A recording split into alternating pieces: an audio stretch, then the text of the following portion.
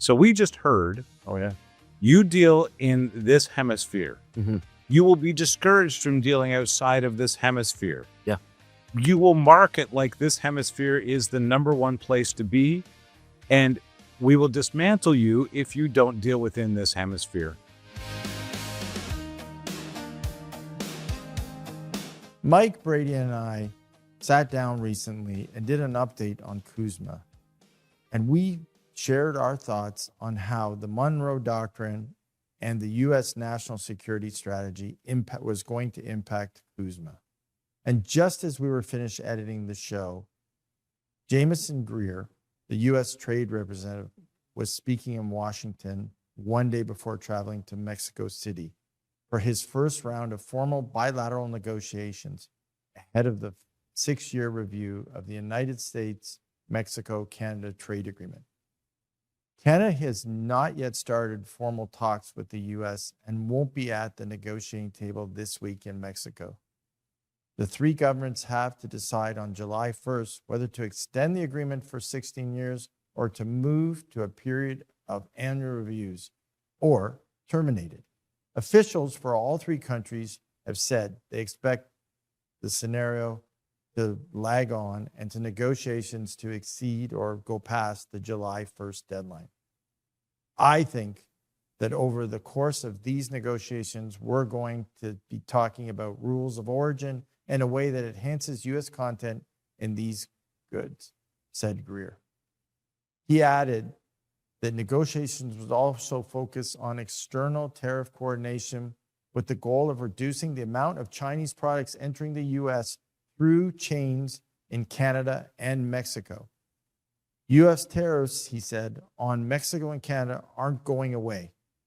We're going to have tariffs as long as we have a giant trade surplus. In his words, my sense, though, is if we can come to good terms with Mexico and others in the region on external tariffs, it makes it easier to give preferential treatment to folks in the region. Again, this is all part of the Monroe Doctrine and the national security strategy.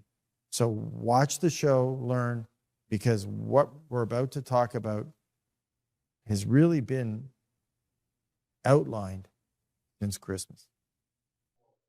Hi, and thanks for joining us, tplmedia.ca, and watch it locally, tplmedia.ca/local. We may be in your town already. If not, we're coming there soon, and we would love your support, so don't hesitate to subscribe. Today, we're talking about a topic we visited many times here on TPL because it has great implications for what happens here economically in Canada. We're talking CUSMA, and on the doorstep of a new negotiation as we hit the sunset clause on the last deal, we've got to wonder what's going to happen. Joining us to talk about it, Bradie Whetham, Paul Micucci. Guys, thanks so much. Paul, maybe we could start with a bit of a recap as to where we land right now and what we've learned so far. Sure. So, a little background on CUSMA. It started off really with NAFTA. So 1994, U.S., Canada, and Mexico got together. They created NAFTA. Now, NAFTA worked out famously, quite frankly.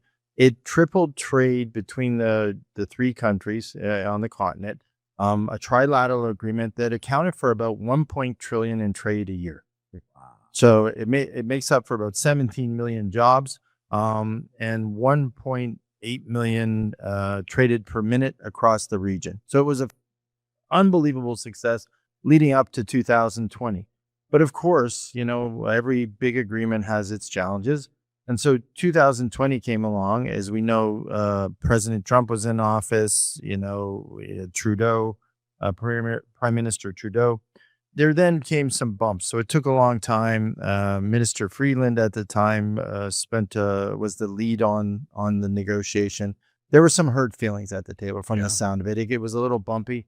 But we came up with a 36-year agreement.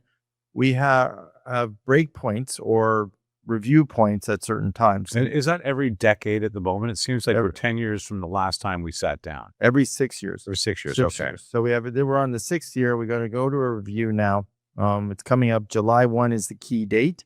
And here we are. So now we have some key discussions happening and a little bit of context. There's the Gordie Howe Bridge that's on the table. We did a show on that. It's been thrown in the pool to say we're not opening the bridge until we get a CUSMA negotiation. So, Bradie and I have been talking about it. He's kind of new to this file and this discussion. And so we just started today. And yeah, and one of the main reasons why I wanted to sit on this is I'm not a trade negotiator expert by any means. No, trade is most not of my thing. Most of us are not. There's one of us sitting at the table that is, and I think that's rare. And so I wanted to be pretty much an audience member that's just sitting at the table with you guys. So who are we negotiating with, and what is the main negotiating group profile on the U.S. and Canada? well, this is a really good way to look at this. As you point out, previous deals during NAFTA, there was hurt feelings at the table. There's no two ways about it, especially in dealing with the Trump mission. Your personalities make a difference. oh yeah, huge difference. So now we have Pete Huckstra. So he's the ambassador. So he's the key lead on the U.S. side. And then recent addition, profiled, he's been around for a little while, is Jameson Greer. So Jameson Greer is really the ambassador on trade ambassador, and he's stepping up from the U.S. to take over the negotiations. Okay. His background, he's a lawyer from California. He was raised in California, went to school in Utah. He's a Mormon. He went on many Mormon trade missions. He then went and served in the military. He was a captain in the Air Force. Oh, wow. Where did he serve? Served in Iraq from 2003 to 2012. He's got quite a interesting background. He's traveled around the world. He's done many Mormon trade missions from Europe to other parts of the country. So he's well traveled. He's seen the world. Stable base morally, it sounds like. Stable base morally. And he thumps the Bible I put it out there. He does. He's very religious up front. His Mormon faith is something that's put up front consistently in his Well, it's interesting. So, and I tell this story at many dinner parties. When I moved to the U.S. in my 20s, I actually went to Las Vegas, and I worked for a partnership where the partners were Mormon. And it's interesting. I didn't know anything about the Mormon religion when I got there. So, being from Canada and quite frankly, not being familiar with different religions in the U.S., I got there, and it was a wonderful guy. Randy was his name, and I worked for him and his partners. And, they treated me very well. But they were really nice, and they'd invite me for dinner. And I'd go for dinner, and we'd sit around the table, and it'd be him and I and a bunch of kids. There was like 8 or 9 kids and 3 women. And I would, we would leave. So about the second time we had a barbecue, went for a walk after dinner, and I'm walking along, and I'm a kid, right? Like I'm in my 20s. I'm not very naive, right? Randy, who are the ladies at Tammy? He said, those are my wives, right? And I'm like, whoa, okay. Wives. All right. So I'm like, I get it now. So it is illegal. So now in the U.S., but it has been illegal for some time. But I think it's known that is, that community has had the multiple wives theory. Yeah, it's historically. We can spend more time on it in another show, but quite frankly, the Mormon religion is definitely another way of looking at Christianity. It has some twists and turns that are different than, Catholics, Protestants, It's definitely not Protestant. No, it's definitely not Protestant. It's definitely not Protestant. No. So there's some twists and turns that you have to kind of get used to. But you know what? For those of you, and when you go into the Southwest, you meet a lot of Mormons. Utah is full of Mormons. Utah is pretty much mostly Mormon. Mostly Mormon. Yeah. Big Republican state. Right? It's like this is a super, super Republican state, and Utah always has been. Mm-hmm. And there's a history. I don't know, what's it? Primeval. Primeval. Yeah, if you get a chance. It's actually a very interesting. What's it called? American Primeval.